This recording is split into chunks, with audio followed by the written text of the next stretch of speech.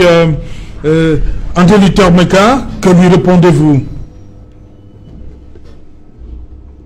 André Luther Meka, que c'est très dangereux de mentir, mais c'est pire de mentir en sachant qu'on ment. Pour commencer, il n'y a pas de classe moyenne au Cameroun. Il y a ceux qui gagnent des millions par mois et ceux qui vous demandent de vivre avec 36 000 francs par mois. Il y a quelques exceptions au milieu, mais il n'y a pas de classe moyenne au Cameroun. Le Cameroun a un problème de manger ensemble. Et c'est parce que certains n'ont pas la possibilité de manger avec ceux qui ont le pouvoir qu'ils ont commencé à questionner la gouvernance et pourquoi la richesse n'est pas également répartie. Ils ont voulu parler de programme politique, ils ont voulu parler de contenu. Ils se souviennent de ce que Thomas Sankara disait, il vaut mieux de l'eau portable pour tous que du vin pour quelques-uns. Et quand ils ont commencé à faire ça, on a tribalisé le débat pour pervertir justement le contenu. Je répète ce que j'ai dit.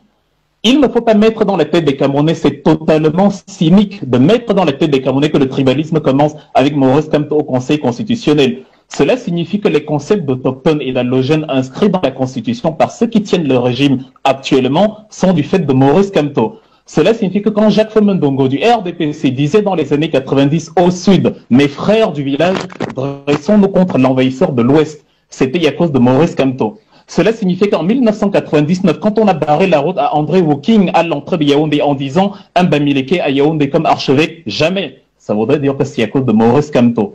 Ça voudrait dire que quand Amadou Ali a dit en 2011, et c'était relayé par Wikileaks et Jeune Afrique, un Bamileke ne sera jamais président, c'était à cause de Maurice Kamto.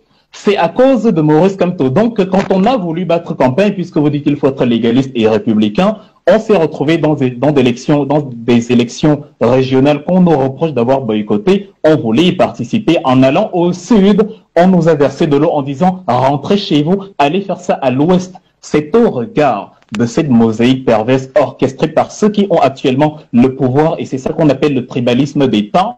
C'est au regard de cette mosaïque que Maurice Kamto pose la question: est-ce que pour que je sois accepté au Cameroun, il faut que je sois de cette ethnie-là, la fameuse ethnie qui est donc devenue le peuple élu au Cameroun?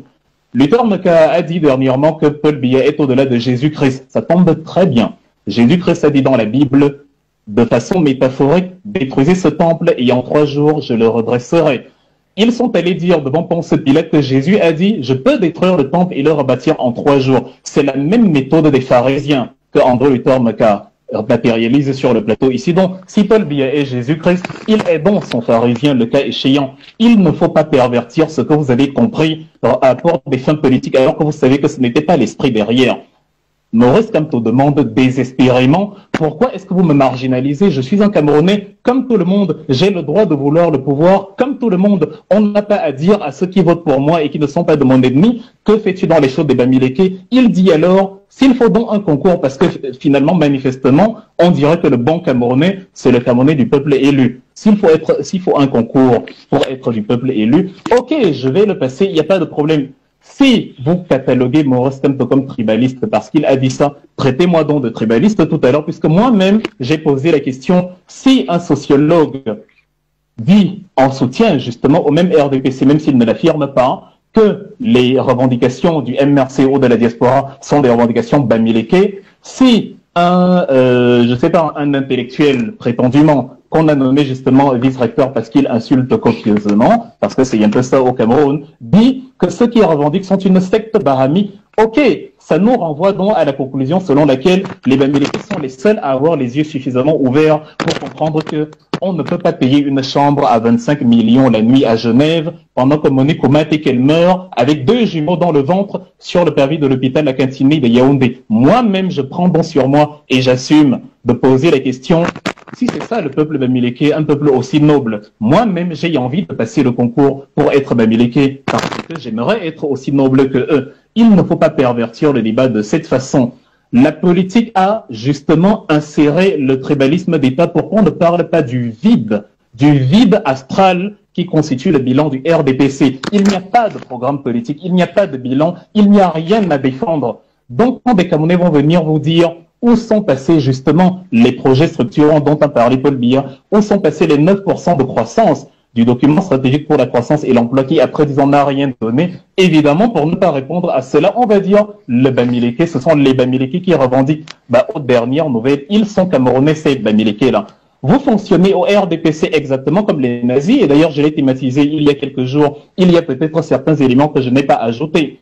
Les gens qui se revendiquent du RDPC ou prétendument de la société civile et qui viennent parler justement en soutien au régime fonctionnent comme Joseph Goebbels dans l'Allemagne nazie et se prétendent éducateurs. Sachez que même Joseph Goebbels a été nommé ministre de l'éducation du peuple et de la propagande, dont il considérait que insulter les juifs, les amener dans les chambres à gaz, etc., c'était l'éducation du peuple. De la même manière, les biaïstes et leurs soutiens qui pervertissent le débat en parlant de sectes baramiques, de tontinards, de zélotes, d'ethnofascistes et consorts, pensent aussi qu'ils sont en train d'éduquer le peuple. Et dans la même mouvance nazie, on élabore donc justement des règles de marginalisation et à la fin, on aboutit à ce qui s'est passé en Allemagne dans la nuit du 9 au 10 novembre 1938. On a appelé ça la nuit de cristal, dont on a vandalisé les magasins des Juifs. Comme ils ont vandalisé à Saint-Méliman, on a chassé les Juifs des villes et on les a menés dans des camps. Comme ils ont chassé les gens des Bolovins en voulant les ramener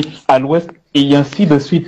Vous ne pouvez pas, à des fins politiques, pervertir le débat parce que vous voulez garder la mangeoire, vous voulez conserver pour vous le vivre ensemble et vous cachez derrière ce que Malcolm X disait en février 65. Ils nous accusent de ce dont ils sont coupables, c'est cela être un criminel. Il n'y a pas de s'il y a un tribalisme offensif d'une part et un tribalisme défensif d'autre part, le RDPC, avec en tête de Phil-Paul Biya, pratique le troisième type de tribalisme qui n'a pas été mentionné ici, le tribalisme permanent.